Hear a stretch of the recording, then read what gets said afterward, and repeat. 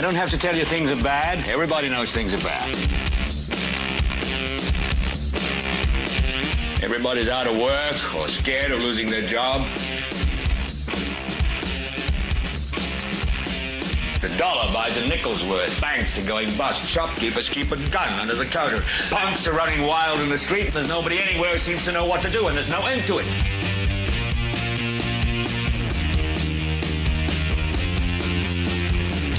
The air is unfit to breathe, and our food is unfit to eat. And we sit watching our TVs while some local newscaster tells us that today we had 15 homicides and 63 violent crimes, as if that's the way it's supposed to be. We know things are bad, worse than bad. It's like everything everywhere is going crazy, so we don't go out anymore.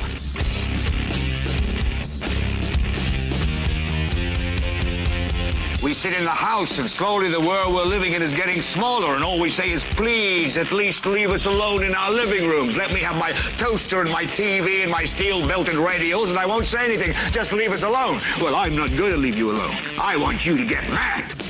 I don't want you to protest. I don't want you to riot. I don't want you to write to your congressman because I wouldn't know what to tell you to write. I don't know what to do about the depression and the inflation and the Russians and the crime in the street. All I know is that first, you've got to get mad. You've got to say, I'm a human being. God damn it. My life has value. So, I want you to get up now. I want all of you to get up out of your chairs. I want you to get up right now and go to the window, open it, and stick your head out and yell, I'm as mad as hell, and I'm not going to take this anymore. Oh, man. You guys, here's the thing. You would not believe how weird it is. Like, used to, when we did the intro, you could hear us. For some reason, it's a new feature for whatever reason that when the intro and the outro plays, the mics are muted, and I can't override that mute button. It's just permanently muted, like by the program. And if you could hear what is going on,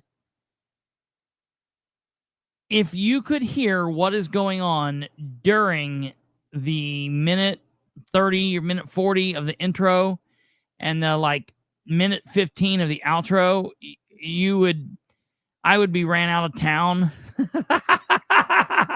Hello, welcome. This is the 490th 490.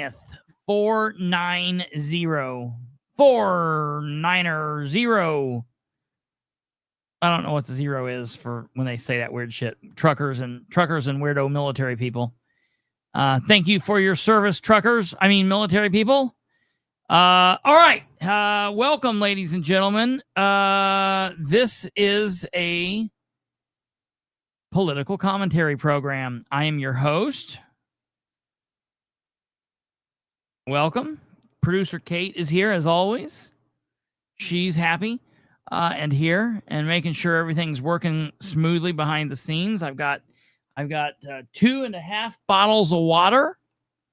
And since I've been here in this seat tonight, let me show you what I've put down already. So when you guys are like, why does he get up to use the bathroom sometimes in the middle of the show? It's because we are pounding the water here. Got to stay hydrated. That is a absolute rule here. Got to stay hydrated. It's another weird day in the political system here. Producer Kate has her tea in her cup. That's good.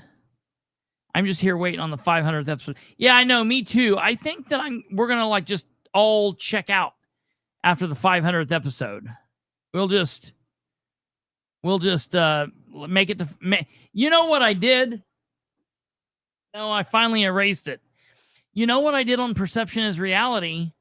I got 2 or 3 away from 200 and then just killed it.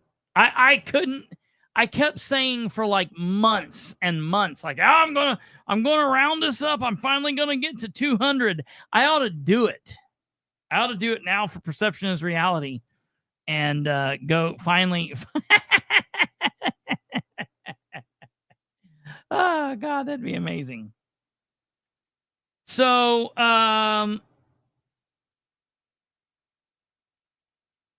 well, I hope you're doing well. Please like the show, episode 490.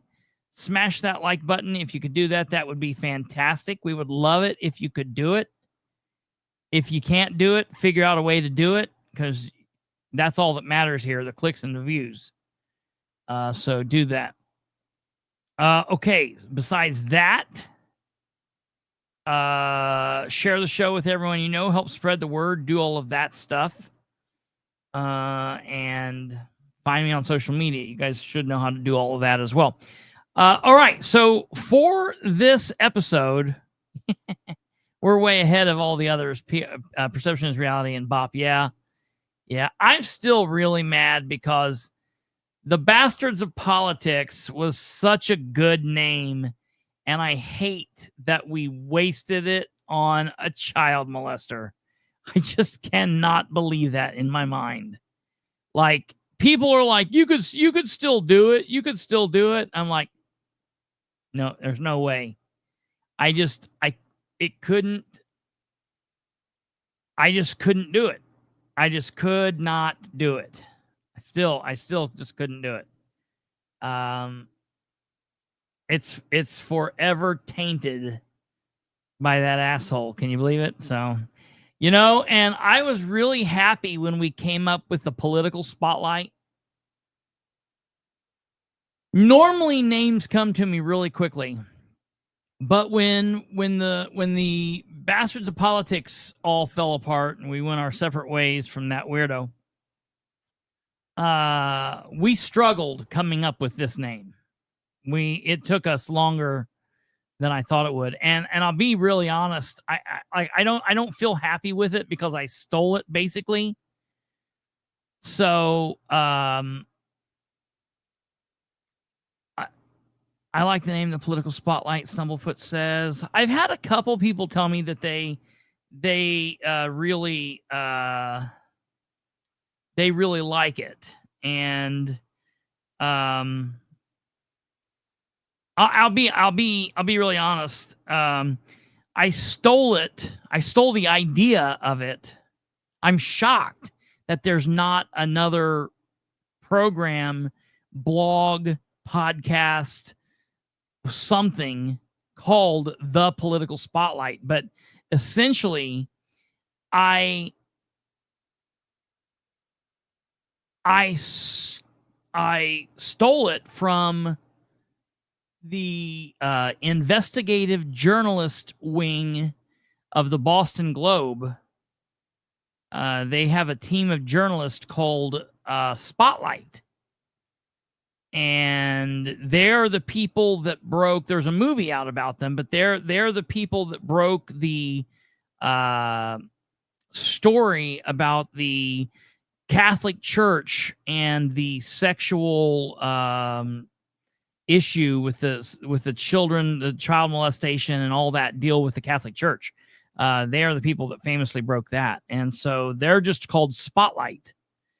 And so I was like, oh, Political Spotlight. And I've never told anybody that before. I don't even think I've ever told you that, have I? Have I ever told you that, Kate? I told you that I got it from the Boston Globe. Okay, I don't like it. I don't like that because I feel like it's like I'm going to create a band, and I think my band name's going to be the Green Beatles.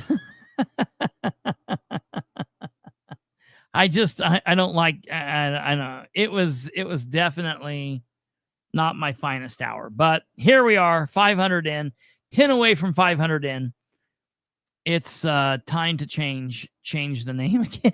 Change the name again. I finally am ready to just call it Bilbrey Live. That really pisses me off that I should have just done that. But the reason that I haven't done that is because, like, I think that would be rude to the efforts of Kate and Brandon. So that's the only reason I haven't done that. Whatever. Okay, whatever. Anyways, I'm just talking to myself. Okay, so ladies and gentlemen, we're going to talk about, this is going to be a Muncie-centric show for all of you that are like, I want to hear about some Muncie stuff. Yeah, that's the naked mole rat. That's our mascot. That's our mascot. We about lost him in the divorce, but because Josh has to register as a sex offender, he couldn't keep him, and we were able to get full custody. He's been, you've not seen him around because he's been in counseling, because Josh did have him for a while. So we've got him in counseling, heavy counseling, but you know, he does pop up.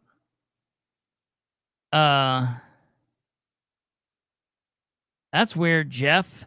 I'm telling you, the internet has been weird lately, and I am convinced that it's some kind of attack that they are just not telling us about. I don't know.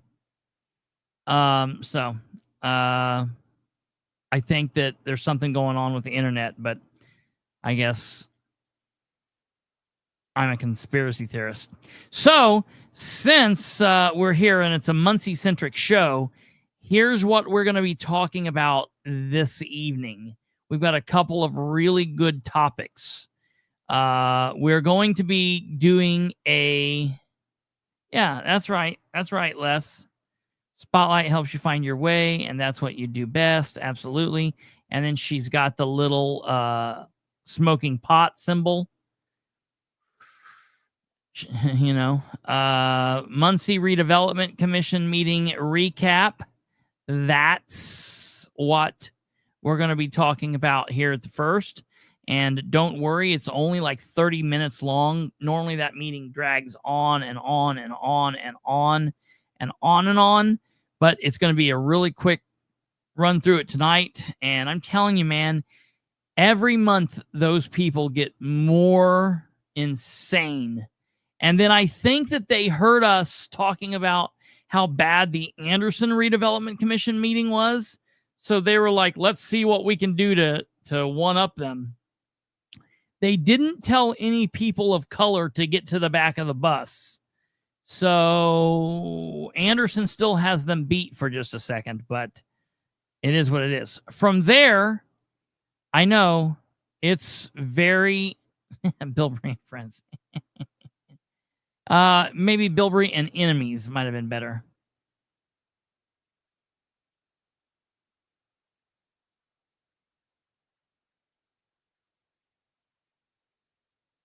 I think it means okay, but I just say stuff to get less all worked up. Hey, I'm really concerned about Karen O. I've tried everything I can to contact her, to get her information, and I don't know. I don't think it's looking good. I'm really worried. So, and just FYI, speaking of getting people worked up. Next up, we're going to, I know this has like been a common theme for the last couple of days, but we are again, and I'm going to approach this a little bit differently. We are going to again tonight talk a little bit more about Mayor Dan Ridenour's behavior. And I've got some new things to say about it. We are then again going to go into the Prairie Creek Reservoir stuff. I also have some new things to say about it. I have an update on some Muncie record requests, not the Vegas stuff, that's county, but I got an update on Muncie records. And then lastly, we're going to talk about the Muncie Fire Department EMS chief appointment. We have a new Muncie Fire Department EMS chief. And we're going to talk all about that and talk about how exciting it is. I was going to name this show tonight Yahtzee, I was talking to somebody earlier, and they were like, "You ought to name the show Yahtzee," and they gave me a reason. But I thought I'll use that in my back pocket. But I started to use the name, and so the name of tonight's episode is Bar So Low. And Bar So Low, it's where the bar currently is for everyone that's currently serving the public. It's just so low that they're like, they don't even walk. It's like they just roll over it and they're there. So that's what we're going to do tonight. The realist, you know it. Let's go. From now on, when I just want to let everybody know, a quick update from last night. From now on, when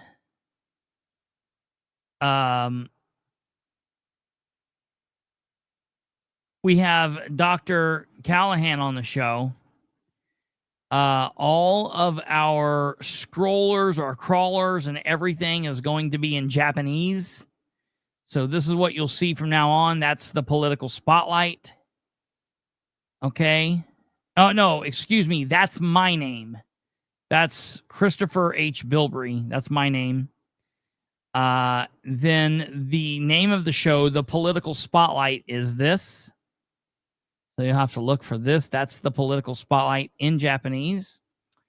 And then the banner for Dr. Catherine Callahan, contributing correspondent, is this.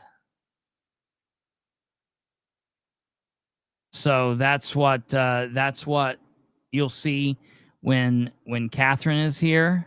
This. And so we're working on changing everything over for when Catherine is on the show. Matter of fact, I think I'm even going to have the Gronk AI. I'm just going to speak into AI and have it translate everything into Japanese. So just a little announcement for everybody. All right. Getting on with, is that Catherine's handwriting? Yes. Yes, it is. We scanned and got it straight in there. Okay, so we are going to go directly into, from this weirdness, into the Muncie Redevelopment Commission meeting. Boy, let me tell you, we'll just watch it. So the meeting is roughly 37 minutes long. We're not going to watch the entire meeting. We're going to kind of zoom through portions. But as always, we have to start out with these people being assholes straight out of the gate. So here we go.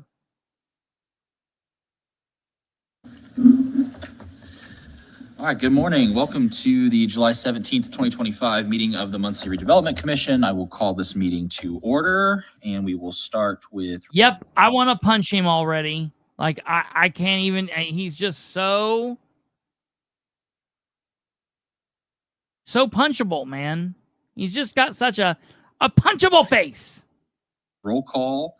Bottom of the page now. Yes, now it's at the bottom of the page. We are putting on our agendas and on our memoranda the appointing authority of the members, their term, the name, and then a checkbox for you. Yeah, thank you so much. Yeah, it used to be in alphabetical order, so it's easier to read than it is now. That's okay. Mr. Bishop. Here. Mr. Dale. Present. Mr. Miller, I am here. Mr. Probilla. Here. And Ms. Wagley. Yes. And Mr. Lowe. Good morning. We'll go ahead and look over the agenda as presented. So moved. Okay, there is a motion on the floor to approve it as presented. Do I have a second? My question is, do you think that do we think that they've done the right thing with the minutes? Or do you think that Andrew Dale will object and say that they don't have the minutes right. What do you think's going to happen? If you want to play along, you can put a 1 in the comments if you think that the minutes are okay, or you can put a 2 if you think the minutes are not okay and he's going to object. Second. Okay. Mr. Bishop. Yes. Mr. Dale. Yes. Mr. Miller, yes. Mr. Probilla. Yes. Ms. Wagley. Yes. Wonderful. We'll move on to the approval of the previous meeting memoranda. You all should have a copy of that in your packets today. Any questions or comments? Yeah, I reviewed the minutes, and under item 7 and 8, both interlocal agreements, on both of those, there were questions that were asked that are not noted in the minutes. On the Delaware County tax sale interlocal agreement, there was substantial conversation about land bank. President Miller acknowledged that he wasn't necessarily, I won't use pleased, but that the county wasn't interested in any type of involvement with the land bank. And then on the other item, under sanitary district, I had asked several questions about a loan or a grant. I just think those things need to be noted. And Listen, he's saying those are things that are left out of the official minutes or memoranda, whatever they want to call it. Major points under specific issues are being left out simply because it's Andrew Dale asking the questions. Now, raise your hand if you're not 100% on board with what Andrew Dale's doing to the Democrat Party. Okay, I'm there. I don't have to agree with anything Andrew Dale does, but I will tell you, I absolutely back him in his quest for transparency with the Redevelopment Commission and his quest to make sure things are the way it's supposed to be. Look, it's very much like that lawsuit that Joseph Bortka has with the Republican Party state committee. Andrew's not asking them to do anything wild. He's not saying, hey, let drag queens in schools, or let me I want to take DNA samples from all of you, or I want to stay here for 10 hours every meeting. He's saying simply, write down pretty much word for word what happens in this meeting, because you were capable of doing it with the Muncie City Council meetings. So why? This is like saying, oh, NASA's been to the moon in 1969 and other dates in between, but here it is 2025, and gosh darn it, we don't have the technology to get to the moon. What?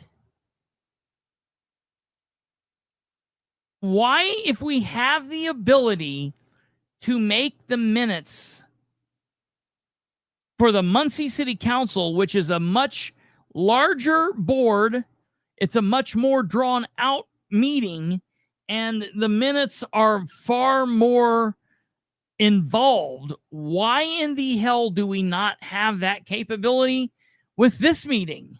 We know why. Let's go on. We'll find out what happens there. He's just, I agree with him. I agree with Andrew. And I'm glad, for one, that he does this I'll tell you, the minute that he doesn't do this, I'm going to blow up on him. I'm going to say, hey, keep it up. He one time he stopped saying it as much. And we said it on here. It was like, hey, you need to keep with it. Keep it up. Keep it up. I appreciate that. So does everybody else. They might not, but to hell with them. both instances, I know I abstained, and it's noted that I abstained, but I abstained because I asked for more. He abstained because he asked for more time. He's saying, hey, I'm a commission member up here. I'm a board member. And you're asking me to make decisions on this stuff and to vote on projects that sometimes involve millions of dollars. And I'm just simply asking you, we've got a month between meetings. Can you not get this stuff to me quicker than the night before the meeting? That's a pretty serious statement that should be in the minutes, but yet they don't put it.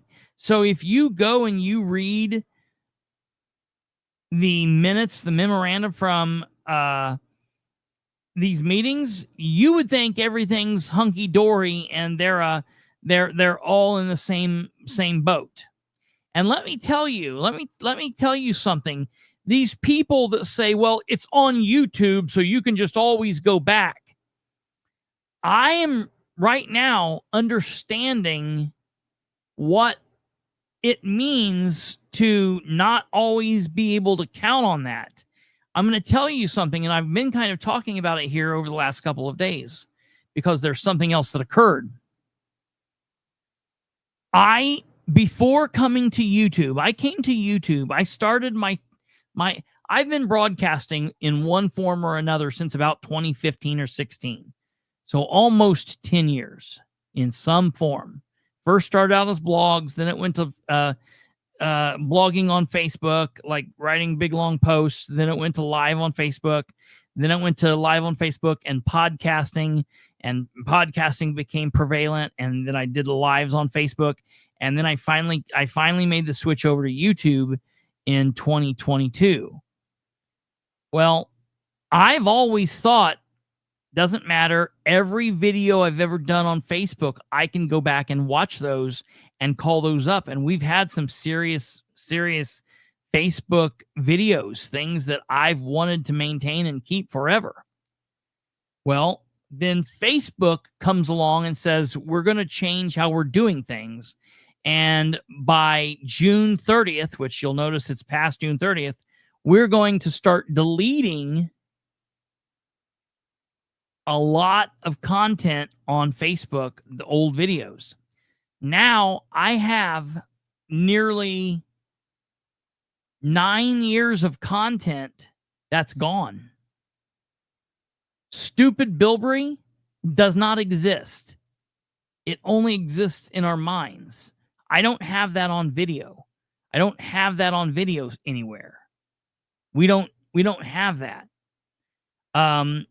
You know, I play every now and then Ridenour saying that thing about when he was running for mayor, and he was like, I make the promise that I will give the budget to the council in July each year.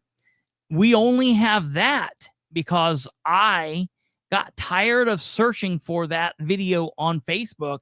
And one day when I found it, I went and recorded it and sent it to YouTube. So what I'm getting at is, yeah, right now we've got YouTube, but YouTube doesn't mean it's always going to be here.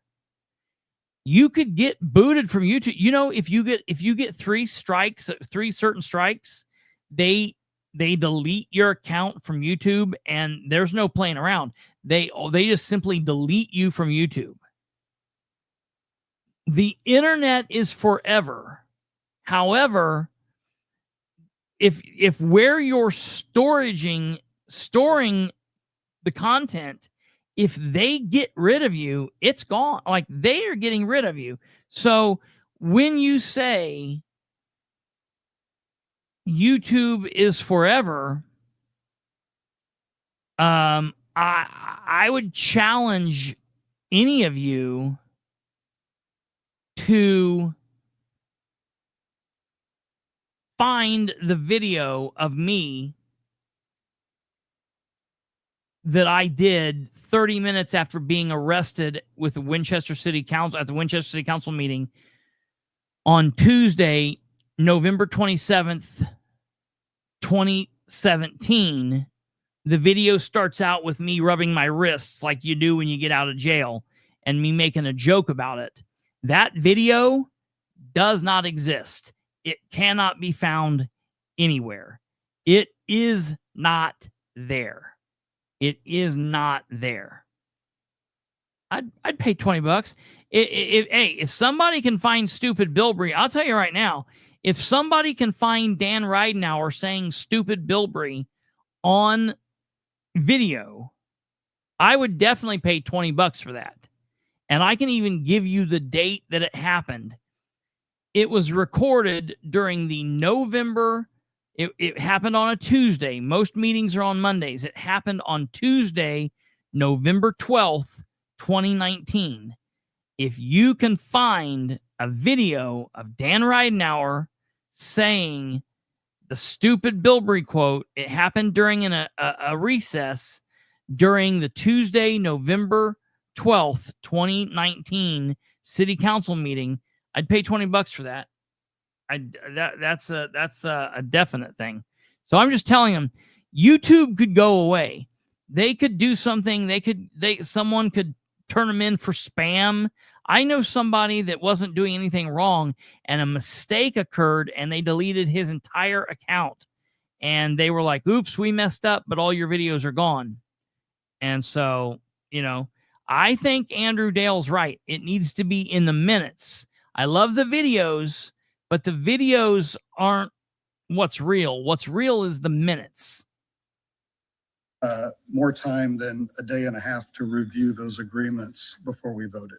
So I'll point out that at the bottom, the last sentence on the agenda or on the memoranda tells people that they, and there is it's not a link because it's on paper, but there is a access to the full video of the meeting that people can review it.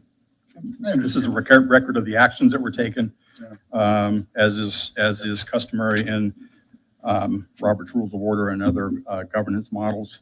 Yeah, what I'm stating is it's a low bar. It's not even a bar, and that I think these things need to be added. So I would move that these additions be made, and that would be made in a motion. So what Mr. Jeff Howell, the man sitting down right there with his back to us, what he just told us, and keep in mind, he is an appointment by Dan Ridenour.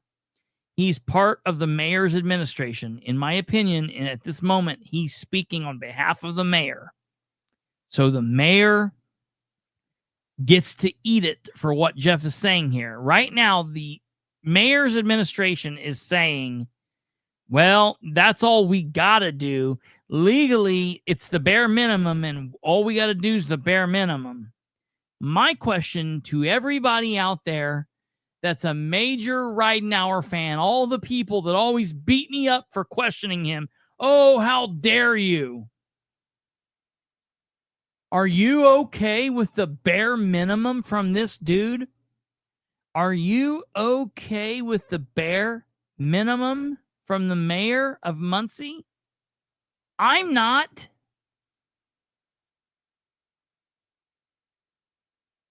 Okay, there's a motion on the floor. Is there a second for that motion? Now, Zane Bishop, I don't understand Zane. I really, really, really, really don't understand him. He's normally out there and doing good things. Sometimes he seconds Andrew. Sometimes he doesn't.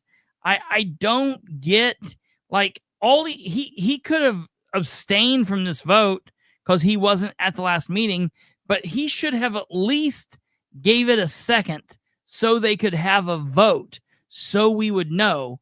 But nope, this dies for lack of a second. And Zane didn't second it. And to me, I'm kind of getting tired of Zane not backing Andrew up. That's really getting tiring. No, they don't get it at different times. They all get it at the same time. The difference is Shireen Wagley, Isaac Miller, Steve Probella, they might skim through it, maybe read it, maybe not read it, but it doesn't matter. Shireen's in the office with Mayor all day, so she knows what he wants and what he doesn't want. She's in that same office with Jeff Howell every day. Isaac Miller gets his marching orders from the mayor, from Miller, from Howell, Jeff Howell, and Steve Pribella is told what to do. He's just there to filling a seat. They're not fully investigating, reading, researching the way that Andrew is. Andrew's really trying to go through it, wrap his mind around it, fully envision and see it. I feel like the city council does this. When the city council meeting is on the first Monday of the month, okay? So, like, for example, I'll tell you this right here. The next Muncie City Council meeting will be on Monday, August 4th. Okay? They get their packets for that meeting on Monday the 4th. They get their packets by Friday, July 25th. So the deadline to file something is tomorrow, Friday the 18th. Then they get the packet compiled and put together, and they get it that next week, and then they have it basically for a week and a half before they have to vote on things in the council. And you might say, well, wait a minute, what happens if something happens afterwards? Well, then it just happens next month. It always catches up, but they do that so they can have enough time to review the information. So why can't the Redevelopment Commission act the same way? It's ridiculous. Absolutely ridiculous. Hearing none, the motion dies. Do I have a motion for approval of the memoranda in any capacity? Motion to approve as is. Okay, there's a motion to approve as is. Do I have a second? Yes. Okay, motion and a second. Mr. Bishop, Abstain? Mr. Dale, No. Mr. Miller, yes. Mr. Prabella, Yes. and Ms. Wagley. Yes. Thank you. So Okay, we'll move passed on with the claims 3-0. from Mr. Wright. 3 to 1 to 0. 3 to 1 to 1. Good morning. Good morning. Sent out the claims yesterday. With it, on the email that I sent out, I did make note of all the bond payments. Mr. We're on the claims this month, and there are several on there. So with that, I'll just open up to any questions anybody would have.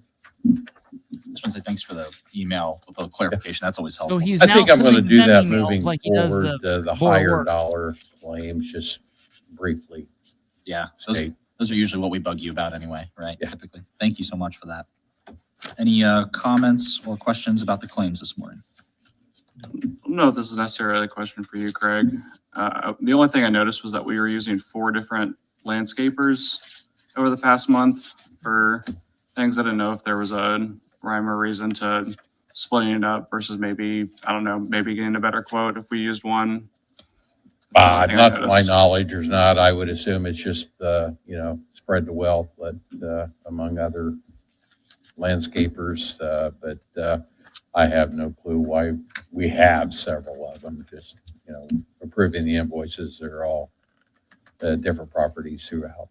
Thank you. I know that I've been approached just as a member of the commission by different smaller landscapers who are just looking to. Okay, Second. let's move forward. Okay, Mr. Bishop, Yes. Mr. Dale. Of course, they pay the claims. My notes here. Now, here we go. Here, Jeff launches into his Ridenour pre-approved notes. This is the mayor talking. It's almost kind of like it's a like a psychic ordeal, kind of like when you have like a medium say like, oh, a ghost is talking through me. Ridenour is talking through Jeff. Okay. Yeah, Kate. Here we go. Obviously, as everybody that's walked in the room this morning has said, it seems like we were just here because we were just here. So over the past 3 weeks, quite a bit of time balancing several opportunities and Wait, I'm confused. obviously a lot of ongoing. Why does that seem? Why does it seem like we were just here? Charlize, I don't know if you're watching, but you were there, obviously. Do you understand why he said that? Did they have an executive meeting or something that we don't know about? I mean, they weren't here the last time they were there. It's the 17th. The last time they were here, well, I guess the last time they were there was the 26th. So it's been it's still been 3 weeks. So I guess I didn't get that. Smaller things to deal with as well. So in addition to the major things we'll talk about, there are several smaller projects as well. The point, which is going to be known as High Point Station, which is across the street here. You can see that the green space is underway, and the progress kind of ebbs and flows, I think, depending on weather and other projects that are going at the same time. But we continue to hammer out details on the economic development agreement for High Point Station. As you may recall, it's going to be 54 market rate apartments and approximately 15,000 square feet of commercial and restaurant space, combined with the planned green space. The project will have parking for the residents, and aside from the resident parking, there'll be 85 parking spaces, 71 spaces in the project itself, and then about 14 on-street parking. Still waiting to hear from final word on Ready 2, but again, as I said, we're very, very optimistic that is going to come through, and that'll help with some development on the Old West End as well that we're doing with the land bank and intend. So more to come. We had given them the proposed terms of our economic development agreement. They've given us a response to that yesterday afternoon. I can tell that for the most part, what we propose to them works. There are a couple of points. I think there's a couple of little friction points that we'll work through, but I think we'll get something done here fairly quickly on that. And then again, we're just waiting for the Ready 2. Muncie Mall just received more detail about the planned development of the mall property. Project is also contingent, or at least somewhat weighted on the receipt of the Ready Lilly funding, and we have obviously no decision on that as well.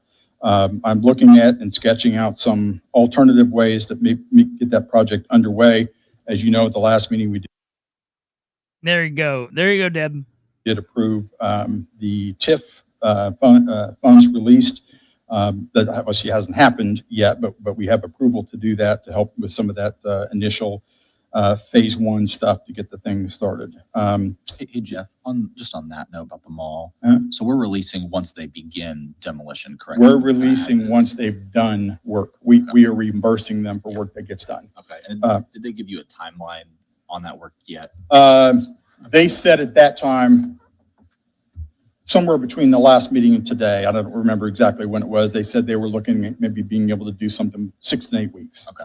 So, so they've got engineering folks have been working on it. I think have given them some high level, yes, this is how this ought to get done. Sure. Because they got, obviously, as they're tearing off 2 buildings out there, they have to make sure they don't damage The rest of it. the rest of it. So, yeah, so they're stuff that I don't necessarily understand or need to, but they're working on that. Okay. So, but they have sent me a plan. Anybody know what they're saying? Can anybody understand? Like, yeah, right. Like they don't even understand what he's saying. It's a lot of just words. But then even there, he's like, "Oh, they're doing stuff. I don't even need to understand. I don't understand or even need to understand. It doesn't matter." No, he doesn't, because these aren't his words. He's reading the mayor's words. Speaking about the mayor's words, if we look back at what Jackie just said here, Dan Ridenour has not conducted a Dream with Dan when Jackie says in quite some time. I want to say that I think the last Dream with Dan was either in September of last year or November, December of last year. So September, like in the last quarter of last year, they had a dream with Dan. And that's when I think that they made the ruling that they were going to have one every 6 months, he said. And I was like, wait a minute, this is, you're really doing damage here to what the overall program was supposed to be. Now, I personally have reached out to the mayor on 3 or 4 occasions and ask about Dream with Dan, and I have never been able to get any luck. Never been able to get him to respond. I can ask him any other question and he'll respond. But if I ask about the Dream with Dan, he just does not say anything. So that, of course, tells us. And yes, they are talking about the Muncie Mall. We'll go back here just really quickly and let you guys hear this. As you know, at the last meeting, we did approve the TIF funds released. That obviously hasn't happened yet, but we have approval to do that to help with some of that initial phase 1 stuff to get the thing started. Hey, Jeff, on that note about the mall. Parking for the residents, and aside from the resident parking, there'll be 85 parking spaces, 71 spaces through, and that'll help with some development on the Old West End as well that we're doing with the land bank and intend. So more to come. We had given them the proposed terms of our economic development agreement. They've given us a response to that yesterday afternoon. I can tell that for the most part, what we proposed to them works. There are a couple of points. I think there's a couple of little friction points that we'll work through, but I think we'll get something done here fairly quickly on that. And then again, we're just waiting for the Ready to. Muncie Mall. I don't know. Just received more detail about the planned development of the mall property. Project is also contingent, or at least somewhat weighted on the receipt of the Ready Lilly funding. And we have obviously no decision on that as well. I'm looking at and sketching out some alternative ways that may get that project underway. As you know, at the last meeting, we did approve the TIF funds released. That obviously hasn't happened yet, but we have approval to do that to help with some of that initial phase 1 stuff to get the thing started. Hey, Jeff, on that note about the mall. So we're releasing once they begin demolition, correct? We're releasing once they've done work. We are reimbursing them for work that gets done. Okay. And did they give you a timeline on that work yet? They said at that time, somewhere between the last meeting and today, I don't remember exactly what it was. They said they were looking at maybe being able to do something 6 to 8 weeks. Okay. So, so they've got engineering folks no have been idea. working on They've it. not told us. They won't tell us. Giving them some high level, yes, this is how this ought to get done. Sure. Because they obviously, as they're tearing off 2 buildings out there, they have to make sure they don't damage The rest of it. So yeah, so they're stuff that I don't necessarily understand or need to, but they're working on that. Okay. But they have sent me a plan that I think will outline all of the phases, all of the developments. I got it again fairly recently, and so we'll be able to kind of stage when things will happen, what the effect of those things will happen on the assessed value, and then why are they shutting the door? Don't be shutting the door. Don't shut the door. I maybe mentioned this at the last meeting. I know I mentioned it the other day in another meeting. The mall assessment is, I think, maybe down from 35 million down to 4.7. So I think anything that happens there moves that assessed value up. And obviously it's been probably close to, just spitballing, about probably $1 million in property taxes that don't come in now because of that assessment. Sure. So, if you wouldn't mind, would you be willing to invite the mall team to come to one of our meetings to present some of that stuff when they're ready? Yeah. I think that'd be helpful. I get asked about this mall TIF stuff almost all the time. I think it's the most common question I get asked. I think it'd be helpful just Yeah. to have them present on it. Yeah, that's if they're actually been available. kind of the plan as we work through but we've been waiting for them to get us, this plan. And then, at some point we'll get them to What are say their these story. words? Do we know the reason for the loss in assessment? Well, yeah, I mean, the fact that the building's been empty and I mean, it's the decline of the Muncie Mall that's happened over the last 25 years. When was the $35 million Oh, I assessment? can't tell you. I've just told that it wants assessed for about $35 million. So, okay, I got it. And I mean, it went into, essentially bankruptcy at one point. So, Well, that doesn't affect the vacancy and assessment, or in bankruptcy and vacancy shouldn't affect the assessment, right? No. I'm Okay. just saying, like, generally, there's just been this large trend of it going downward for a long period of time, which I think is the largest factor in all of it. I mean, Yeah, I mean, you look at appraising your commercial real estate thing, you're looking at the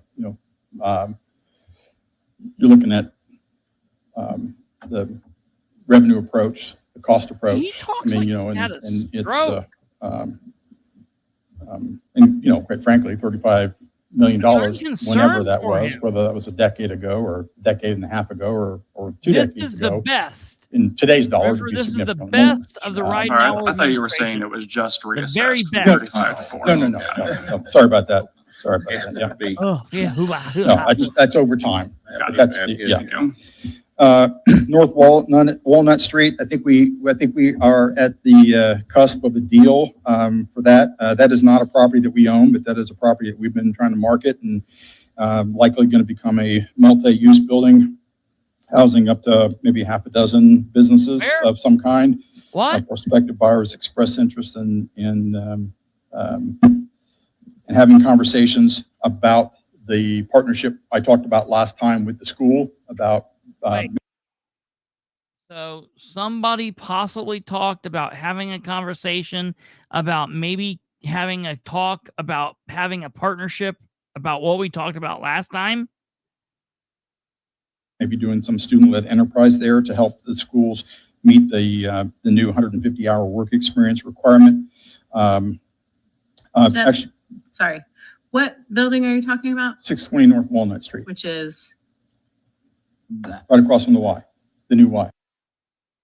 He points like he can't you know, all he's got to do is say the old Concannons building, and literally everybody in the city of Muncie and a lot outside of Muncie would know what the hell he's talking about. But he's talking in code, and he's such a bumblebuck about everything that he's just so stupid. Yeah, always on the cusp of a deal. We just stuck our nose out in that so we can claim victory if anything gets done at some time before hell freezes over. Then it's like, well, look what we did. Yay. This is not how you govern. Look at this. This is great. I need this, and I'm gonna get this and use it as like a thumbnail sometime when we're talking about him dancing or something. Well, what are we doing here? So the city owns it. the Concannons. The city owns it. So we own it. Okay, you The just city. said we don't own it. We don't. not The city owns it. The MRC does. Oh, well, Jesus.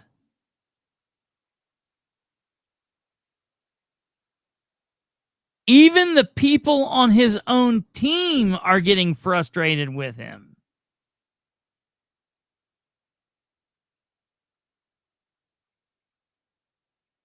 Dan Ridenour, listen, dude,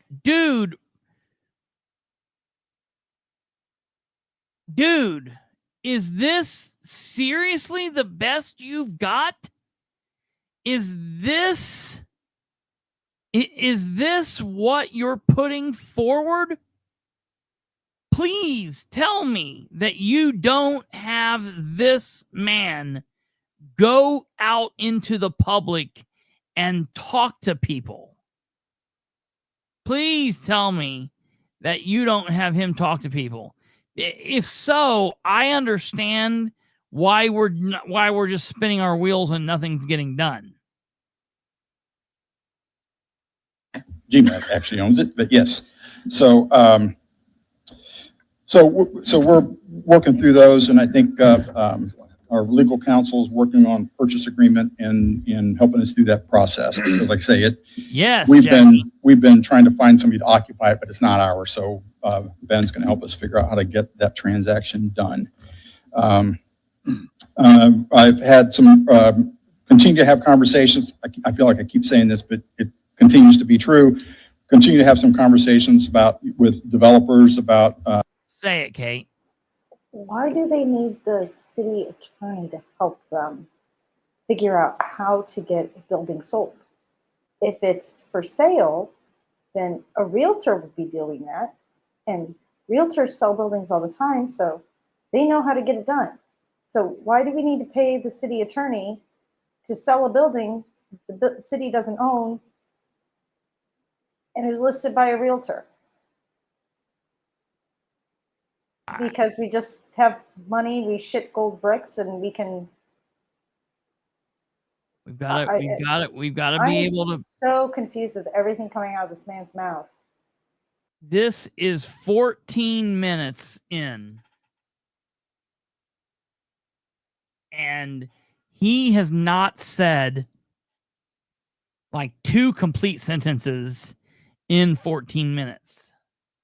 80 to 100 room hotels. Had one 2 days ago on the phone. I think they're coming in next week. We're still kind of working on that. We are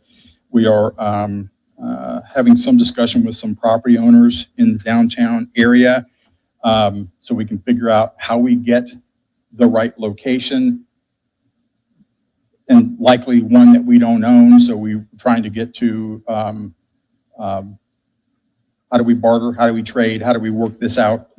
Kind of thing. So we're working on that. But the big thing is finding somebody who's interested, figuring out where it needs to be built, and then figure out how we get that built. And we've shown them other properties that where buildings already exist. And what we're finding is, and good question, probably Kate. Everyone has said the retrofit of those buildings don't work. And so everybody really wants to do ground up, whether that means we find a lot that we can get our hands on, or we find a building. We being the collective, everybody who might be trying to get this to happen, a collective, find a building that needs to be demoed, but somebody coming in and trying to. I think he's saying things, and I think he's almost putting the city in a situation which, like, they kind of legally can't be in.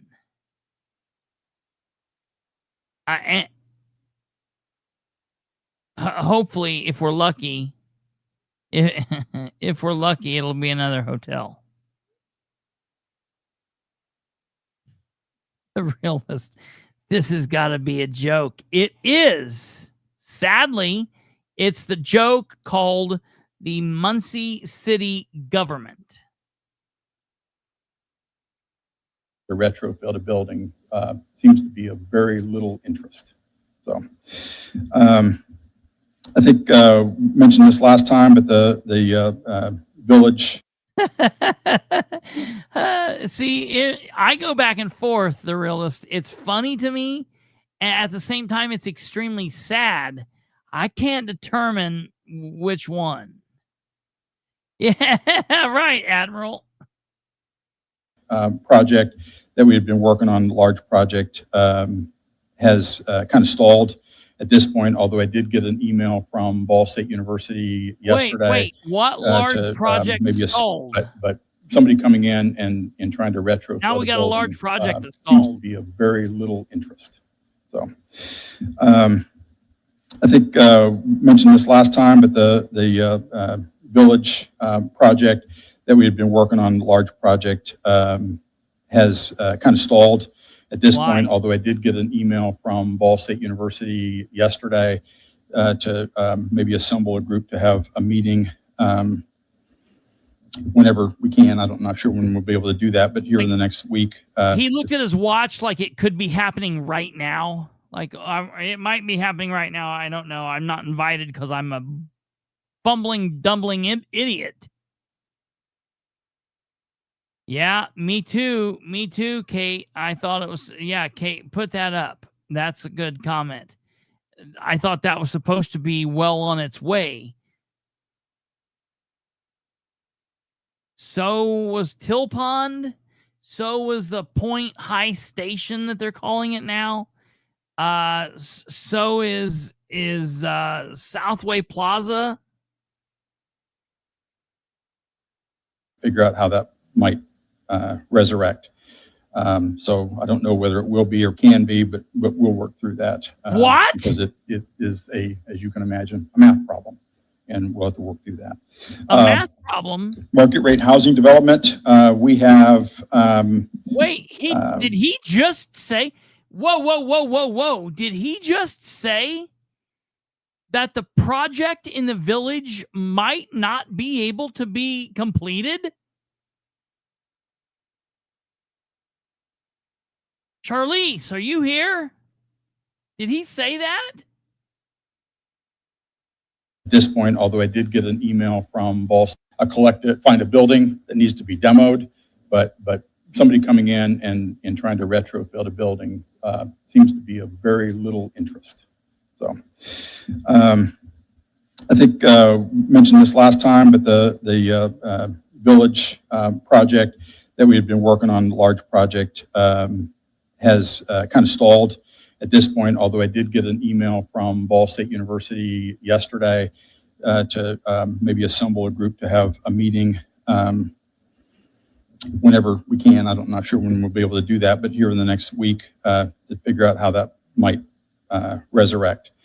So I don't know whether it will be or can be, but we'll work through that because it is as you can imagine, a math problem, and we'll have to work through that.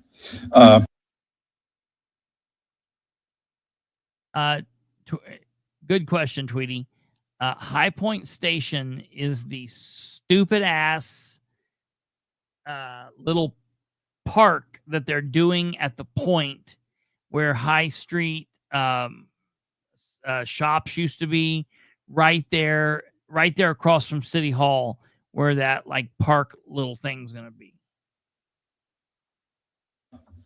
Market rate housing development. We have, we are working with two developers at this point that are looking at building, I think, in aggregate 165 homes in the 300,000 and above. These are very promising conversations. I really believe these will happen. We're working through some of the details of that and how that might get done, but that would be, and this would be an example of where we would leverage the relationship with the sanitary district to help us get that project done. Charlie. It's the thing behind the park. Thank you. And we have a very recent conversation, an ongoing conversation with someone to build a 100-unit senior housing development in the near downtown area. And so kind of more to come on that. There's a lot yet to get worked out, but the developers are very eager to find a way to get that done because they'd like to get something started fairly soon. And in that particular case, it's a great trade-off. New building at a place where the building that's there really needs to not be there anymore. So that'll be a good thing. The other thing I have is that appeared in an article, and Mr. Pabell and I spoke about this the other day, in the July Realtor.com, I guess it's a newsletter, it's called News and Insights. Article highlights Muncie. Indiana is one of the top 10 cities experiencing significant home price growth in 2025. Actually, Muncie was number 5. Muncie is recognized for its double-digit year-over-year price gains, with homes values rising sharply due to continued buyer demand, limited housing inventory, and the city's median home price has climbed. Now, obviously, this is a kind of a depends on how you want to look at it, that kind of thing. But we are seeing some increase in the values. So it mentions that Muncie's affordability of living is one of the driving factors for the demand here. So, and we know we've had discussions and we've had access to some information that we've gotten Right. from the Economics Department of Ball State that we have, 10,000-ish people that come in to work and leave every day. And we believe, and I think the university has articulated the same thing. It's a matter of having the right places for people to live, to be able to stay here and live here and not leave at the end of the day. So again, we continue to work through that. And it probably solves a little bit of the math problem that Senate Bill 1 is going to cause for the city. So we're continuing to work on those. So See you, Les. I think that's all I have. Thank God. Jeff, this is another random question I had that I should have asked you earlier, so I apologize if you're not ready to answer. But is all our commitments with the skate park finished now, I'm assuming? I believe so. Okay. Yeah, I believe so. Cool. Just want to make sure on that. Thank you. Any update on Till Pond? Oh, I do not. But Till Pond's not ours. We provided some support for that, but putting the contract out for bid and working through those final costs and getting contracted to do that has really not been, I tried to help a little bit with the bidding process, but other than that, we're really,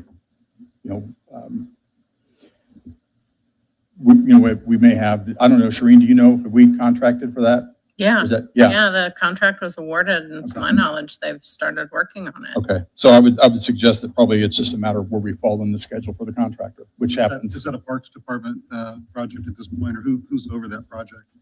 Adam Leach, City engineer. City engineer. city engineer. I'll take another drive by. Thank you. Anything else on dates, Jeff? Any other questions from the commission? I don't think I have anything else. Okay, why don't we move on to property purchase apps if you have any? Don't have any. Like I say, you leave it as kind of a marker there, but we don't because well, Till Pond. I have allowed people to Till Pond is like the Point Park being done by Flatland Resources, and some fishy stuff is going on there, and I'm currently still waiting on my records for that. in the past to come up kind of close because some of these properties, as you guys have been very small properties, small purchases, little work, just want to extend my yard or those kind of things. So I haven't put a hard deadline on when I have to have those things. Anything gets more complicated, I need to know ahead of time so we can kind of take a look at it. So we kind of leave it out there in case somebody comes in. But and quite frankly, my thought is at some point, is as we look at the properties that we have, and we've had this discussion before, as we look at the properties we've had, I want to find out which ones. I'm going to take a look at which ones we have that don't necessarily. Yes,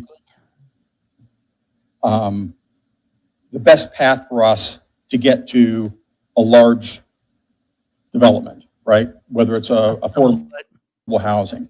And if they don't bring really any value to that transaction as far as being able to, they weren't foreclosed properties, they weren't tax deed properties, we're probably going to try to get those into the hands of the land bank. And we've talked about that.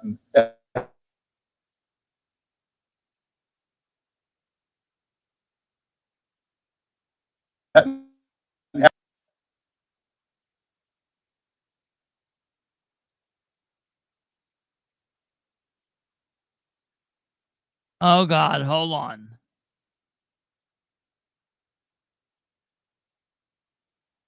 Been busy, but we're going to try to see if we can get those in and then we probably would, in an ideal world, I don't know that we'll ever get here because I may find flaws in this thinking as we move forward, but in an ideal world, we probably won't deal with these small single lots. What we have, we'll have to be able to put into a bigger Yes. transaction to build more houses. And the ones that are going to be these one-off things will probably end up over there, and they'll deal with those. And because they'll be then vetting buyers that are going to build a home or a store or whatever. So that's kind of where I hope to get to at some point, but it's not gonna We're happen working on overnight, it, just but we because won't there's get there. a lot of other things that are cooking at the same time.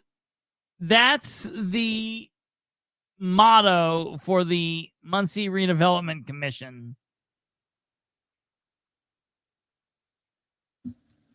What's the current status of the facade grant being launched?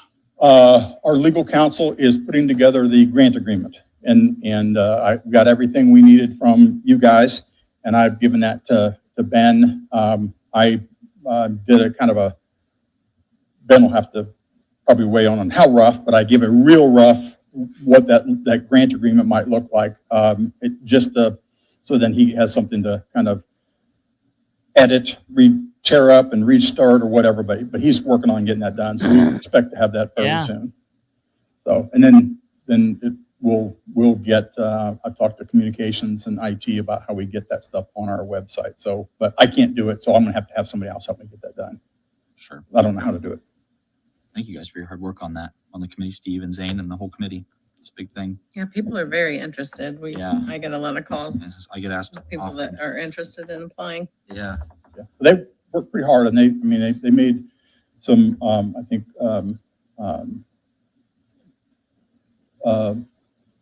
notable, I think, changes in what had been, but I think all very supportive. Like I say, I put that thing together and they've improved it. So I think it's gonna be a good program. We just need to, now it's making sure we have the documentation in the right format. And why don't we move forward with the Muncie Land Bank update from Mr. Howard? Or Mr. Gullion too. He did great last month. So either way. Any of you. Good morning, Nate Howard from the Muncie Land Bank. Excuse me. We feel like we've got enough from the IECD to be able to start moving forward in the Old West End. So we're going to transfer first swath of properties to intend next week. And they're talking about starting breaking ground, hopefully by the end of this year or before the end of this year. So that's encouraging. And we're also waiting for final approval, but I think we've got 2 properties that we're wanting to swap out. That we have houses Deb, that we've assessed. They're structurally in good shape. Deb, let me ask you really quickly. Yeah, right. The realist who said show 500, show 490 is the best. Deb, is that a picture of me speaking in a car? If that's the one, no, that's not what I'm looking for, though. I appreciate you looking for that, but no, that is not it. And I want everybody to remember. This guy here and this land bank. We're going to talk about this here in a minute when we talk about Dan. I just want everybody to remember this guy right here.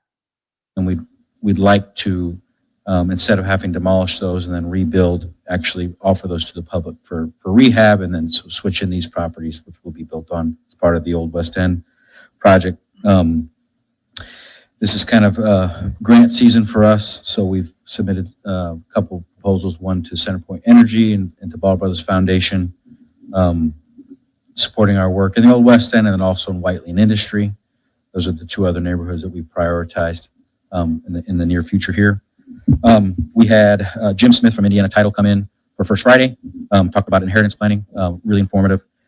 This coming August, we got a grant from the Robert Wood Johnson Foundation to basically do a deep dive into assessing the impacts of the tax sale in neighborhoods with the highest rates of abandonment. Well, this is the and Muncie vacancy. Land Bank, so yeah, they And so we're gonna have a would kickoff do it. event for that Dustin August wouldn't. 8th, so it's not actually August 1st, which They is the first do Friday. their We're gonna move it back own. Isn't on that Friday due to amazing? scheduling conflict.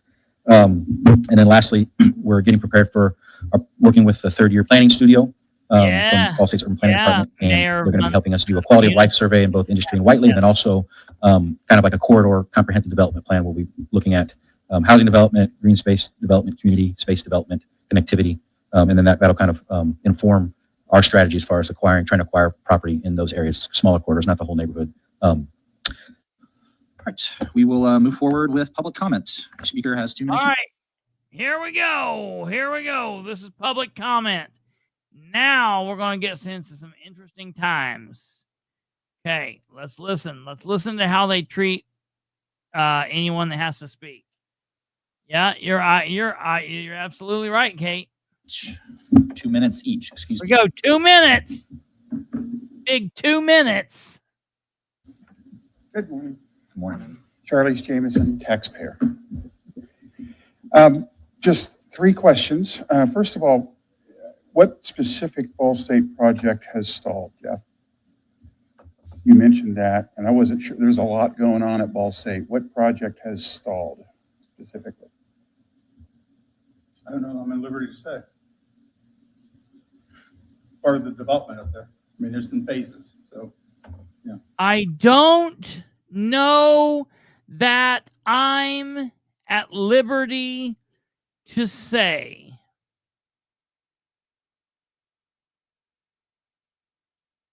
Tax dollars are being used, and this miserable twat waffle, Jeff Howell, doesn't know if he's at liberty to say. Let me make it clear, Jeff, I'm not sure you were at liberty to say anything. I listened to you ramble on for the better part of 25 minutes, and I'm not sure that you were at liberty to say one single thought that made a damn bit of sense.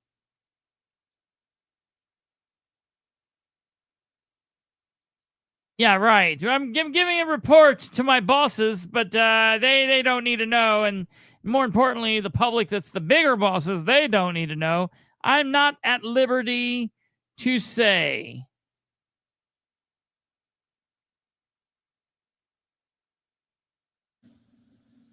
We're not at liberty to say, okay? Woo! Thank you, Charlize. Thank you.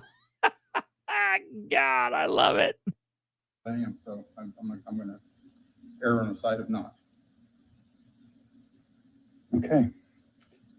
Okay, well, I'll be firing off an email to him as soon as we're done with the show. I'll also be asking the mayor. That's a very serious question. Number 2, the old YMCA development. I have not heard anything, and I drive by there almost daily. I haven't seen anything going on. What's going on? And is that not the same crew that's going to be working on that's working on the townhomes on Walnut? No. We don't know, or we're not at liberty to say. Different crew?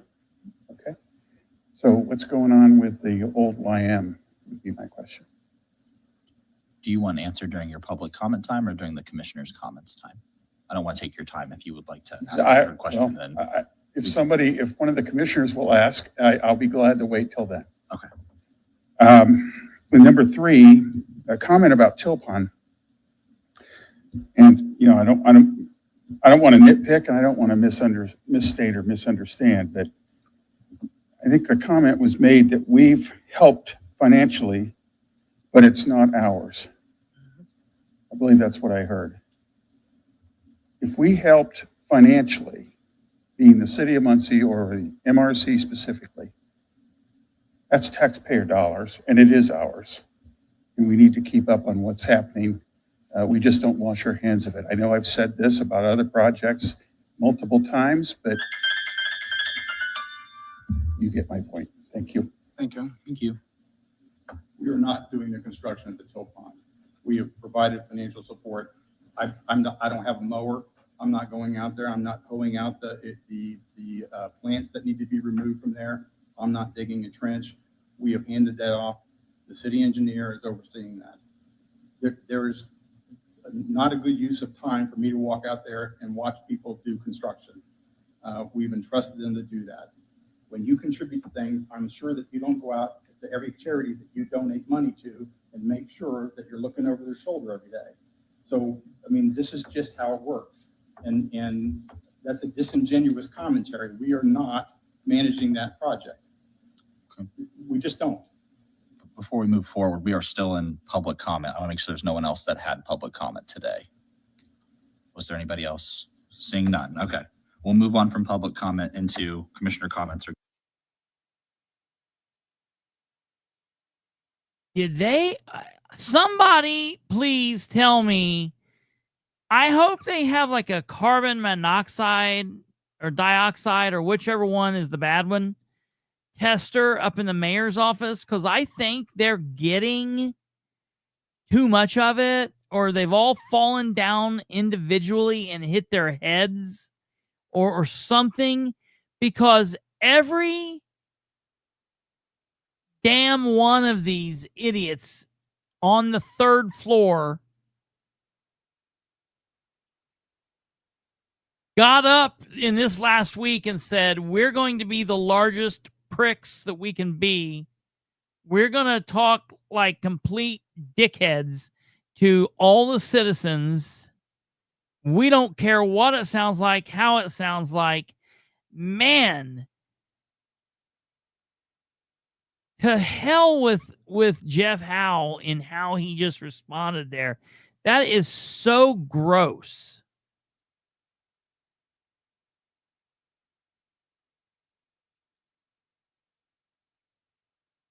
I don't understand. And I, for one, applaud Charlize for going up. And thank you for asking these questions. And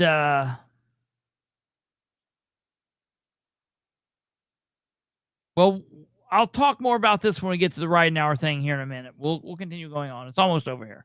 Jeff, if you'd like to give commentary as well, I welcome that. Is that all you had on Tilpon? Do you have more? Yes. Okay. The only update I have in response to the question about the Y development is that he was working on engineering on the inside of the building. Is that correct, Jeff? Mm-hmm. Versus the outside. He also, if we'll recall, in the agreement we made with him, he's responsible not for the towns on Walnut, but the property over by the canal. That's where he's going to build his town home type plan, whatever that was. And I believe his intentions were to get that done first before he moved over to finish out the Y, if I'm remembering correctly. I don't think there's anything else on that, but I know he did have active engineering being worked on the inside of the old Y. Last we talked to him within that's probably been the last month, I would say. And there's an element and often a misunderstanding. We don't control property that we don't control. So, I mean, we don't, and if things, if I've had people say, hey, we don't want to buy this. We don't control property that we don't control, which is why I'm sticking my nose into a whole bunch of private properties that we don't own and we don't have control of. Yeah.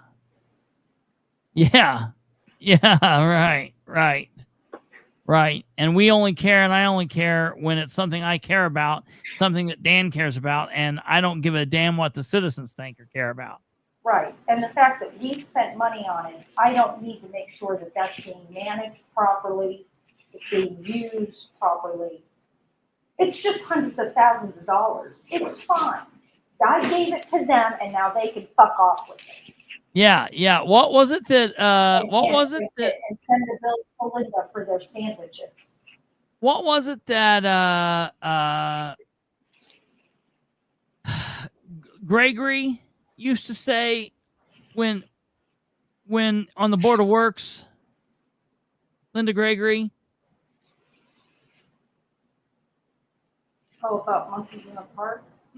No. She said that once.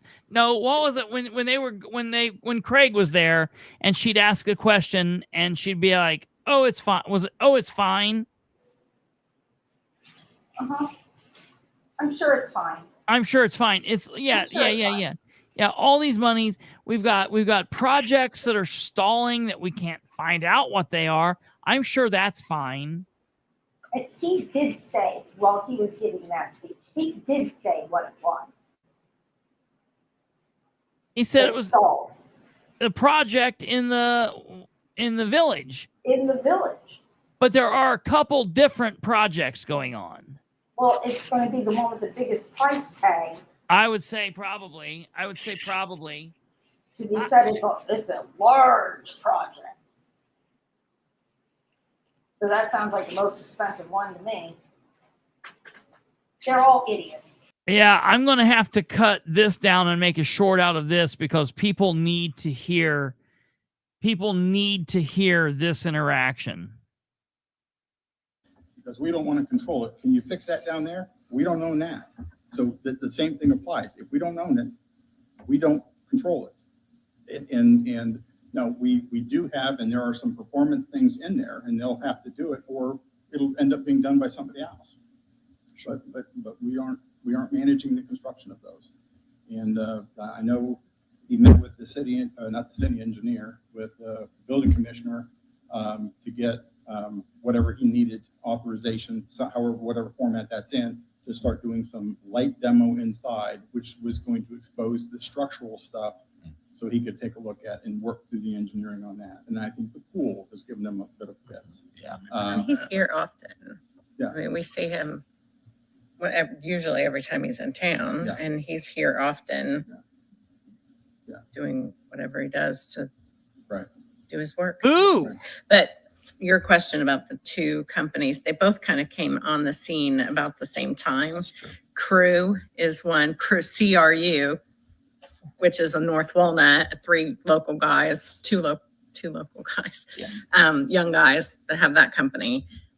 True, TRU is Sean, the guy from Texas, I think, Colorado. wherever. Yeah, so TRU and CRU. It took me a while to Oh, get so them because they cute. both came on the scene at the same time. So They came on the different If I scene. recall, I think they even both Hey, did hey, on the. hey. Put some sleeves on. You know, there are kids watching. Put some sleeves on, man. yeah, Or something similar Yeah. at one point. So that adds to the confusion. The only other commissioner comment I had was just an update from the Delaware County Historic Society. They did say that the Cohen Memorial that we approved, the memorial placard, I guess there's been some severe delays with the State Historical Society and the company or manufacturer that makes the Historic Society signs for like the whole Good. Hey, it's really good that we're talking about something that truly matters. state of Indiana. They're way behind. There's actually a few in town that need to be fixed or updated that still need it as well. So I believe their tentative timeline that they had heard from the State Historic Society, if I'm recalling correctly, was like mid-2026 before they would have that sign ready to be planted on Oh, no. our MRC owned lot Oh. over there by the roundabout on Walnut. So Oh. I think we approved that last year, actually. So Oh. I'm waiting to see it pop up, and it hasn't popped up yet. So hopefully next summer it'll be installed. Yes. Any further commentary from the commissioners today? I've got a couple of comments. Go ahead. You know, when it comes to the Y and the Teal Pond, you know, if it wasn't for the MRC's participation, those projects wouldn't necessarily be happening. So, you know, to say initially when Mr. Howe was talking during the updates, it was, we've helped with grant writing and such, but in essence, we have provided funding. So there is no project that the city does or the MRC does where they go out and shovel themselves and do the actual project. We enable things through sustenance of money. So it is our projects. So in the sense of Teal Pond and the YMCA, I think updates are adequate. And the idea that, you know, it's not ours, so that isn't really important. I don't think that's true. I think an update is good. I think the public deserves it. That's public treasury going into those projects. The second thing is just a recommendation. I wouldn't bring up that something is stalled with the Ball State project if we can't further talk about it, because it's just a provocative statement at that point and leads for more questions. I just wouldn't put myself in that position if I were the director of the MRC, because there's no reason. It just provokes questions that can't be answered because you evidenced confidentiality. So just a suggestion. Well, why? It gets us wondering and gets us asking questions, but Why can't it be talked about? The mayor's talked about these projects. They've held damn meetings talking about these projects. People are going to see if nothing's happening to a project. Tell us what it is. Tell us what's going on. I'm going to issue record requests about it tomorrow. I'm going to ask the mayor what is happening. I'm specifically going to send him a link with the short I'm going to make of this and ask him what the hell Jeff Howell's issue is. And if they just decided to be rude when they rolled over in bed together over the last couple of days, or if it's just something that is in the water for these people, or what is going on. But yeah, there's going to be a lot of questions now. So why would he have brought this up if he's like, oh, I can't talk about it? Yeah.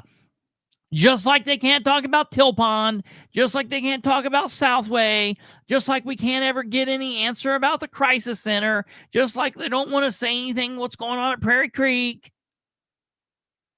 there's nowhere to go on that. But at the same time, if it's not mentioned, then the public's going to ask. So, Well, they'll ask eventually, but I would just suggest that if you're going to bring something up, that you have something that you can actually share that sates the public's inquisitivity. You would do it your way. That's not just a suggestion. Oh my God. Oh my God. It's a suggestion. I mean, I thought it was a very good question by Ms. Jameson. Is there any further discussion by the commissioners this morning? Okay, seeing none, we are adjourned. See you next month. Thank you so much.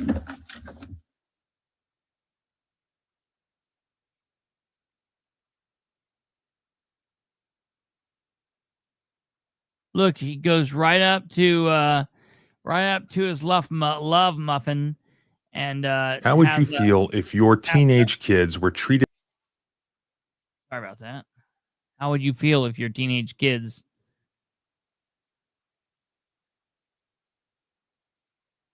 How would you feel? I'm trying to get up on the screen. How would you feel if your teenage kids, whatever that guy wanted to know, man, I am just blown away. That was the shortest MRC meeting I've seen in a long time, and probably one of the craziest that I've seen in a long time. That was wild. Well,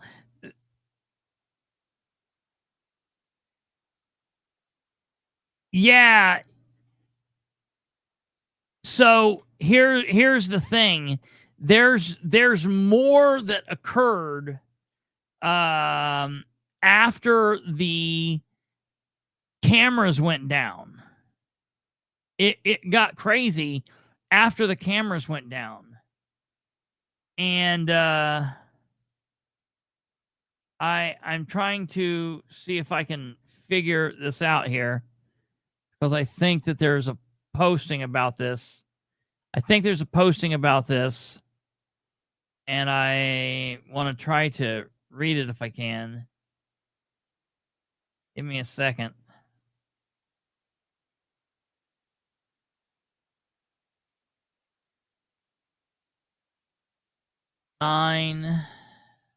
Post meeting coffee.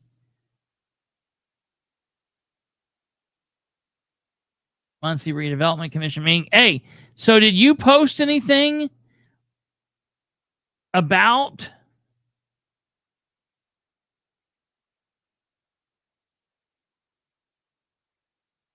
it, Charlize?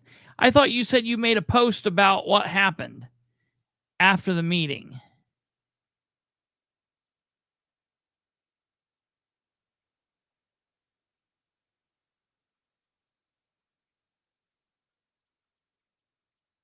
I'm going down here and I'm trying to read. So apparently, after the meeting,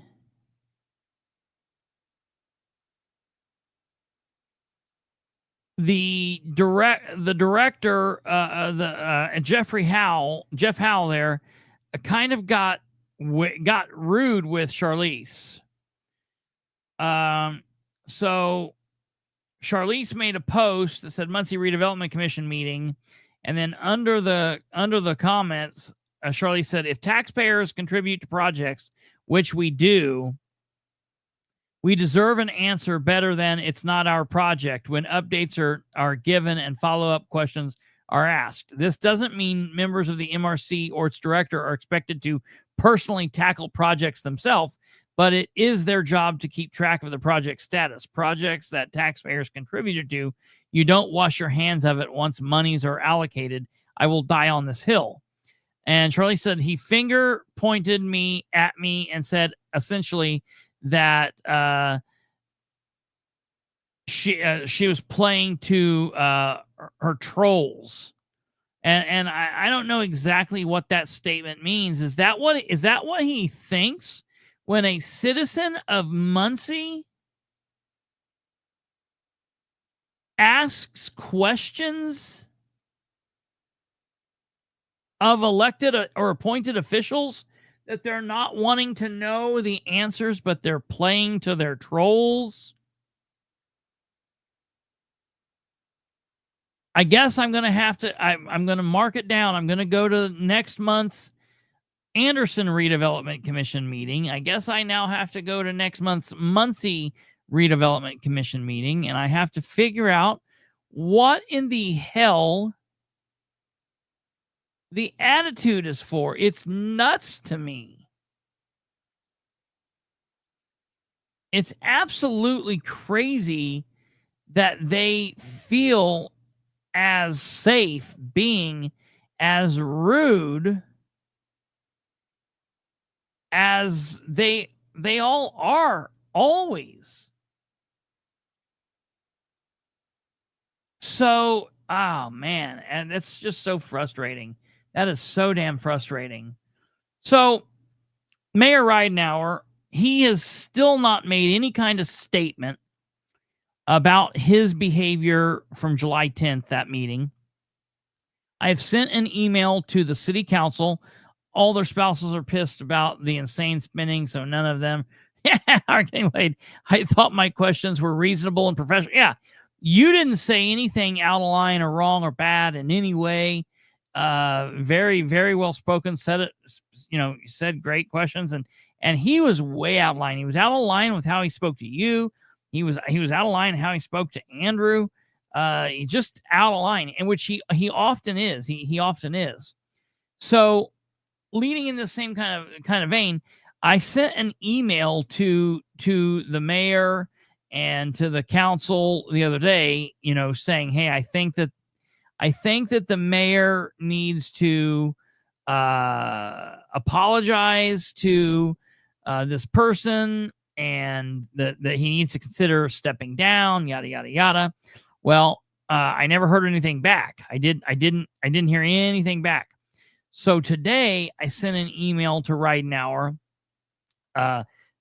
just simply to Ridenour alone. I said, Mayor Ridenour, I'm wondering if you have a comment about your behavior at the July 10th, 2025 Unsafe Building Hearing Authority meeting. Specifically speaking about the comments you made before Tiara Winters approached the podium when you stated, this lady drives me nuts. Do you think that that's appropriate or professional? Do you think it gives her or others confidence that they are dealing with an unbiased city government? Here is a link to the 59-second clip of your meeting for you to watch. I would like to hear your thoughts on this. I also believe that you need to apologize to her publicly at the next meeting, you also need to consider stepping down from that board and appointing someone that can be unbiased. Thoughts?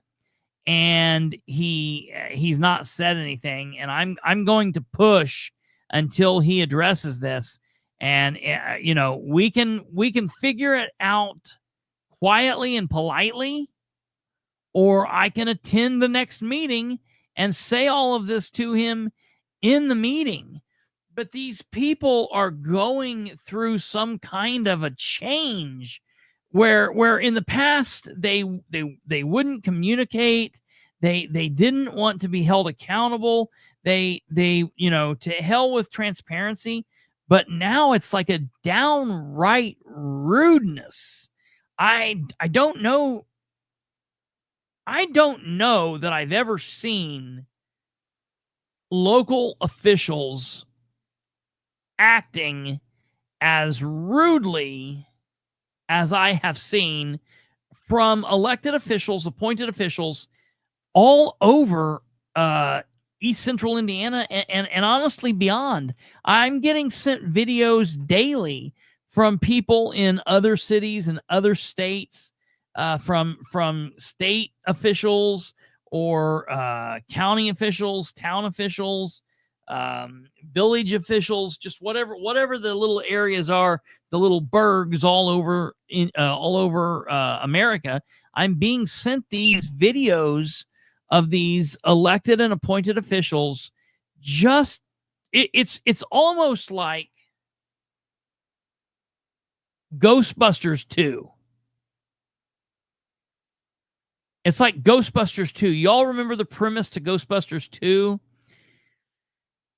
There was ooze, slime that was flowing underneath the city, and it was all going basically like in the sewer system, and it was all heading down to the museum in New York, and it was took over that painting. Igor or something, or Victor was the weird little man at the museum that liked Dana Barrett, and what the Ghostbusters found, that this ooze was psychoactive, and that if they had that jar of it and they would be yelling at each other or yelling at it, that the ooze would start reacting, and that when that ooze covered you, it made you angry.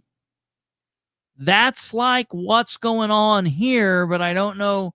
I can only assume what the ooze is. I won't state public. I don't know what it is they're getting on them, but they're all, it's like it's catching. It's like it's a damn pandemic that these people are seriously like losing their self-control. That's what I said. I was talking to somebody. I was talking to Sarah Beach the other night, and I said, the weird thing about Ridenour is he's always in the past not been one to communicate. He doesn't like to give answers to the public. He comes off as aloof or lost. He will lie when he needs to. But the one thing I can say about him is he's never been rude. He's never just been rude. But all of a sudden, we've got him being rude. We've got his people being rude. Wretched Cheeseman, she was just about as rude as she could get. Then we see Jeff Howell doing this, and we hear it's happening in Alexandria, and it's happening in Winchester, and it's happening in Madison County, and it's happening in it's happening everywhere. What is going on? I understand these people being corrupt and being dirty and whatever, but just the downright rudeness is crazy. So I don't know, but I'm not going to let this go, and I'm going to keep pushing them. And if they want me to come to the next redevelopment commission meeting and poke at them in the meeting, I will do it. I'll use my 2 minutes. I might even go over. And I give Charlize a round of applause for standing up and saying taxpayer and not giving an address. Very good stuff. Very, very, very good stuff. The other thing I say, and I think it's interesting, it wasn't too long ago It wasn't too long ago, just not too long ago, that the Muncie Land Bank was come together to get rid of Ryan Webb about his actions and things that he was saying and doing outside of meetings. And one of the things that he said is, I might say these things, outside, and this might be the way I think and feel, but I wouldn't address someone with this. And whether you believe that or not, one thing I can tell you is even Ridenour, who appointed him, Ridenour had a lot to say about that. But then he turns around his own self and just 2 weeks later makes an ass out of himself in front of everybody while this woman is approaching the podium and assuming she's going to get a fair shake. But whether she heard him or not, we all know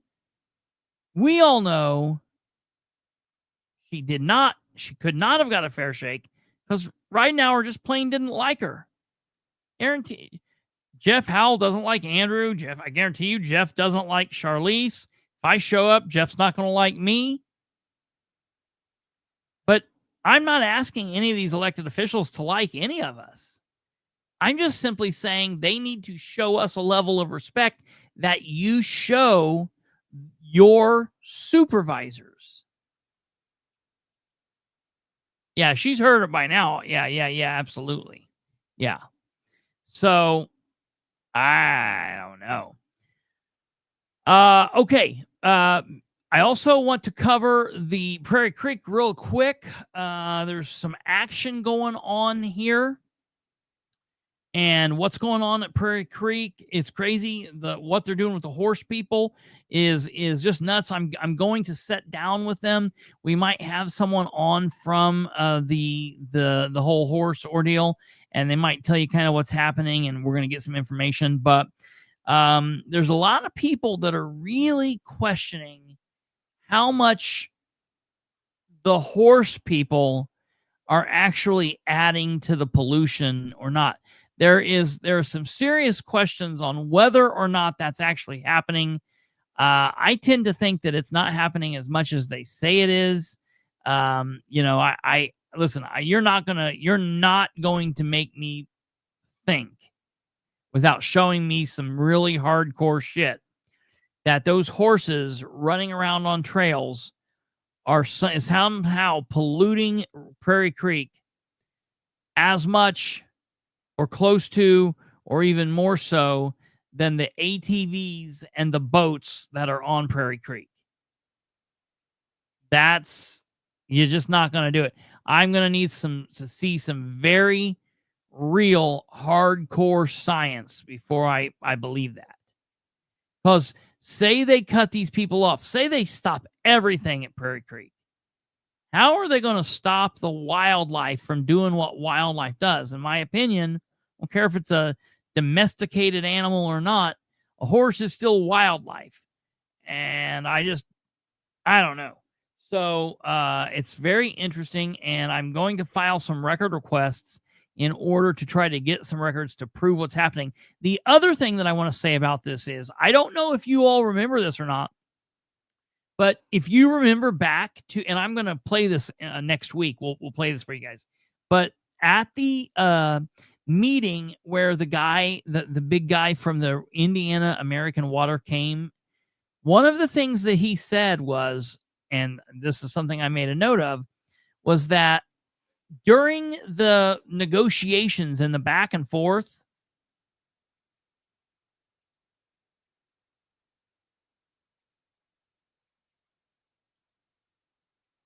they were going to have public meetings and allow citizen input. But so far, there have not been any of those meetings. The citizens have not been involved in any of this. Okay? And they've now made these new rule changes. And originally, they said that they were okay with all of the changes taking effect on December 31st, 2025. However, now we are finding out that these rules are changing and taking effect before August 1st. And that's like 2 weeks. So I want to know what has changed, why this has happened, and I'm needing to know that it's more. There's something more going on here, and I want to know what's happening. Yep. As of Wednesday evening, Prairie Creek had already gated off the entrance to the AV trail. Man, they are moving on it. They are moving on it. And you are right. You're right, Tweety Bird. But I'm telling you, this is going to get into an interesting situation. So we're going to have someone on coming up here in the near future from the horse people's group, and they're going to tell us, what they think. And we need to spread the word about this. This is a big, big, big deal. Okay, lastly, I want to talk about this Muncie Fire Department EMS appointment. So we all know that the Muncie Fire Department EMS program was started in the crazy times of the spring and fall of 2019. It had been going into effect long before that, but it was getting ready to really get going. I think September 30th was the official day of the start of the ambulance service. September 30th or 31st, 2019. I went and I rode and I captured a shift on I think third turn. But I went and rode with them, and they were doing a fantastic job. Well, now all these years out, they did away with that EMS chief, Rachel Clark. They then had Wesley Miller, and we know that he got in some trouble, and they got rid of him. And my sources were telling me that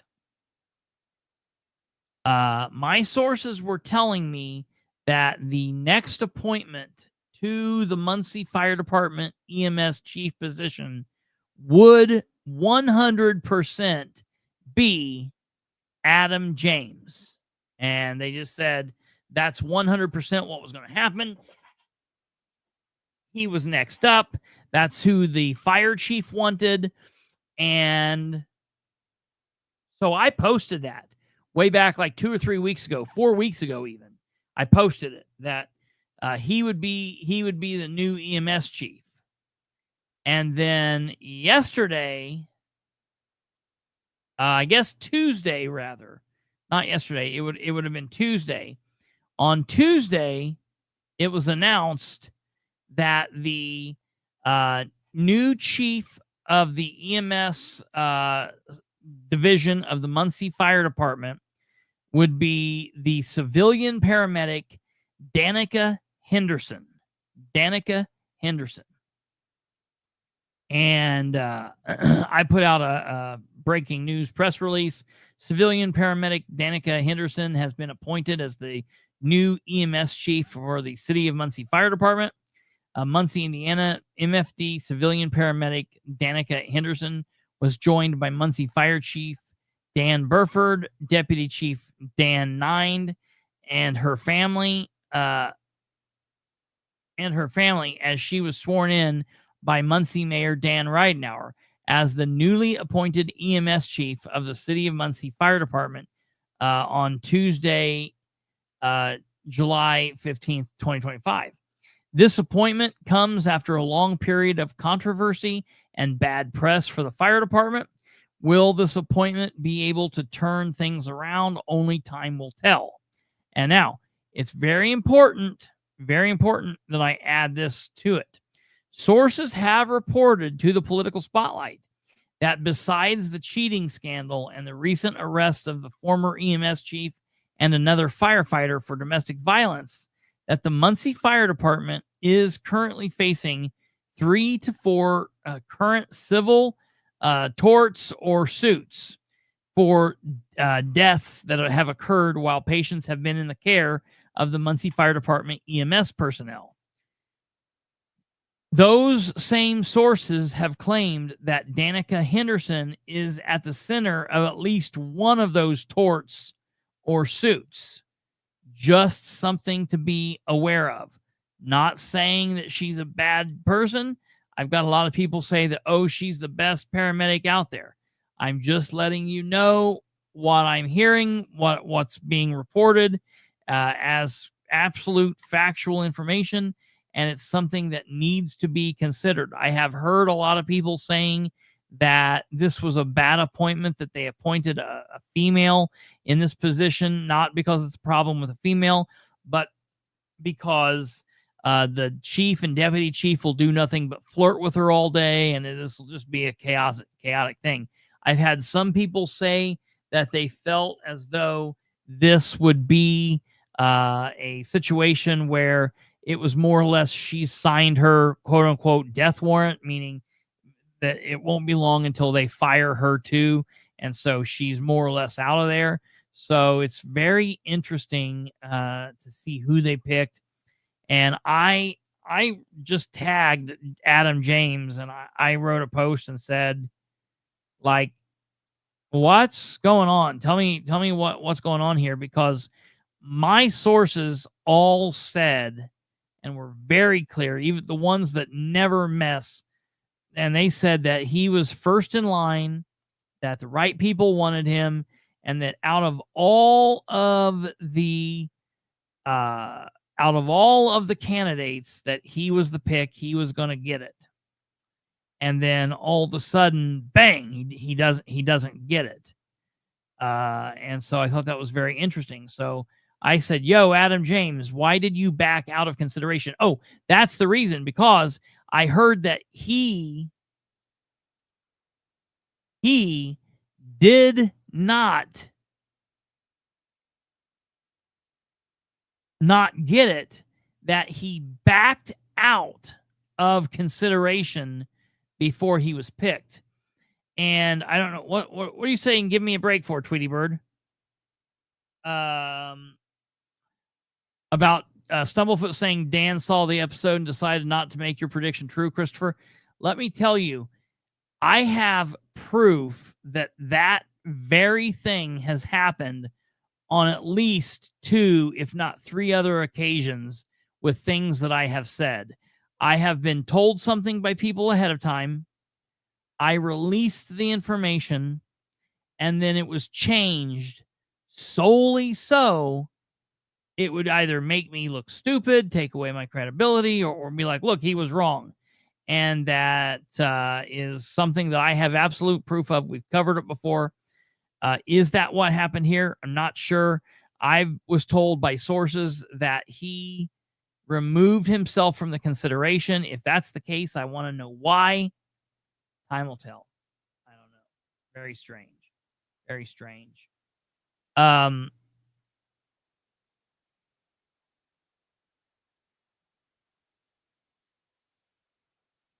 Really quickly, give me 1 second here.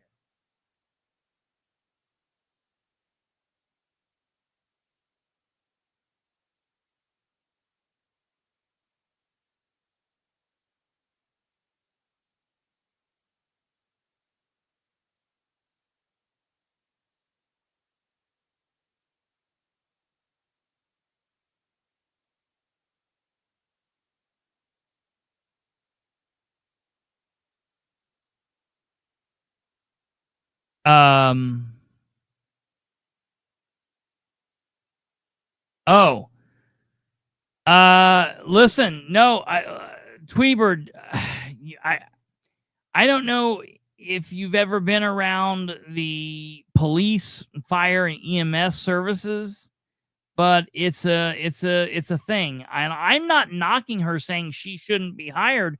I'm saying that they should hire her, but they better just leave her alone and let her do her job.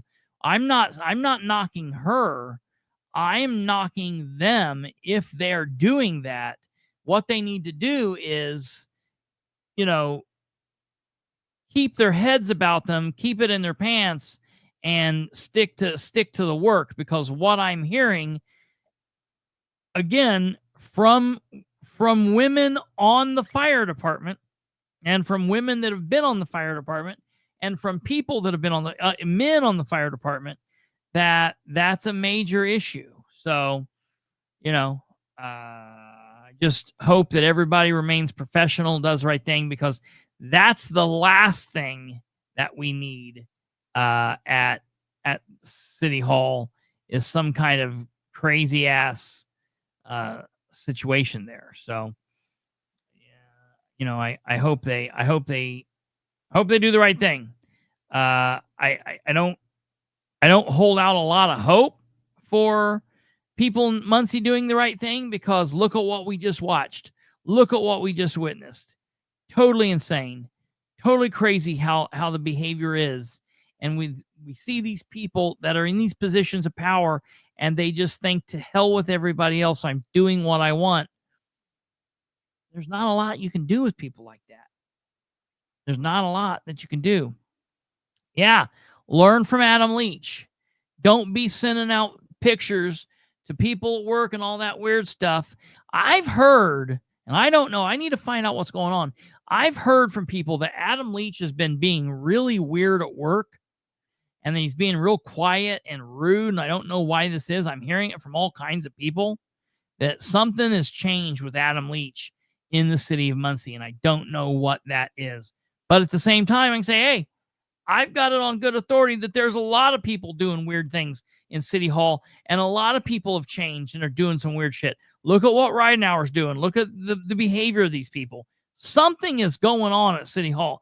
I don't know if it's like something in the water. Maybe there's bad stuff in the water. I